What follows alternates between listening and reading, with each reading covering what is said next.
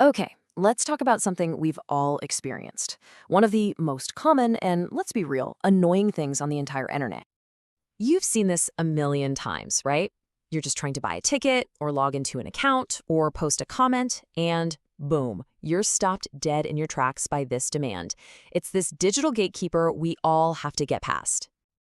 So, yeah, we've all seen it, but have you ever actually stopped to wonder why? Why on earth do we have to constantly prove we're human to a bunch of code? Well, there's a fascinating story here, and we're going to get into it. To really get to the bottom of this, we have to start with that feeling, right? That universal experience of hitting that digital wall. I mean, it's the ultimate speed bump of the internet, isn't it? Just this little moment of shared frustration when you're trying to get something done. But here's the thing, that little speed bump, it's there for a really, really good reason.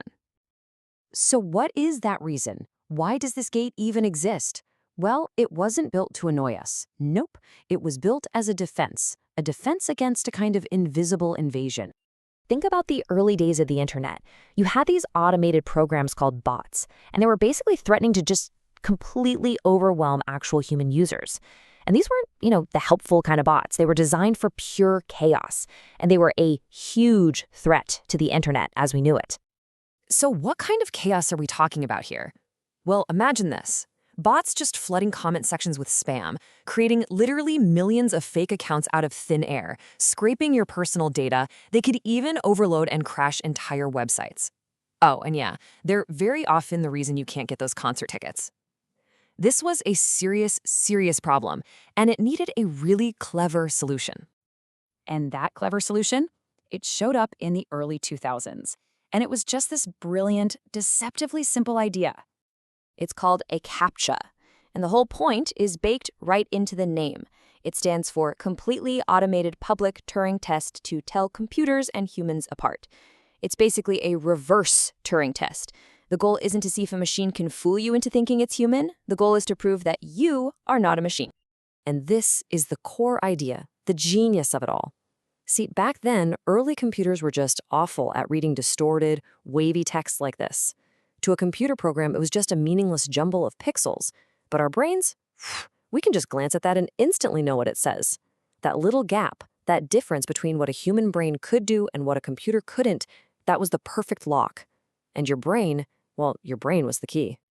But, the story doesn't end there. Of course not. This kicked off a massive technological cat and mouse game that, believe it or not, is still going on today. Yeah, the problem was the bots got smarter. The computers got better. Machine learning and AI started closing that gap really, really fast. The bots learned how to read that wavy text, so the human tests, they had to evolve. And you can see that evolution right here on this timeline. First, it was the classic wavy and distorted text in the early 2000s. Then things had to get more complex. We started getting pictures, right? Click on all the traffic lights or find the storefronts. But the most incredible, the most genius leap forward happened around 2007 with an idea called reCAPTCHA.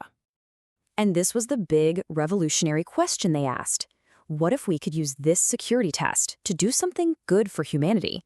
What if all those millions of people solving these little puzzles could actually be harnessed for something bigger? And here's how they did it. This is so cool. Remember when you used to have to type in 2 words? Well, one of them was the control. The system already knew what it said.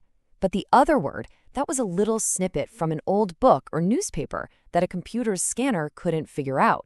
So by typing both of them, you didn't just pass the test. You actually helped digitize a word the computer couldn't read. You were, without even knowing it, helping to digitize the world's libraries, one word at a time. And the scale of this was just mind-blowing. At its peak, this system was using our collective brainpower to digitize over 100 million words every single day.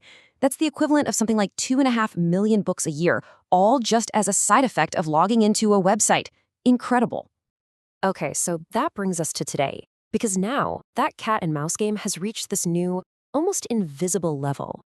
You know how today, a lot of the time you just have to check a single box that says, "I'm not a robot"? Ever wonder why it's so simple? Well, it's because the test has probably already happened. The system is analyzing your behavior. It's looking at how you moved your mouse to that box. Was the path too perfect, too straight? Was it too fast? It's looking at your typing speed, your browsing habits, all these tiny, subtle behavioral clues that scream human and not bot. And why the big change? Why go from visual puzzles to this invisible analysis? Well, look at this.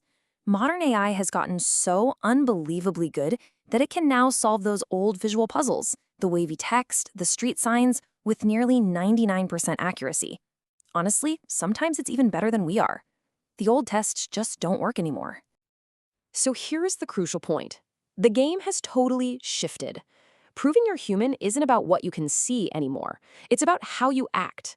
It's about all those subtle, slightly messy, organic behaviors that we have when we're just, moving around a digital space.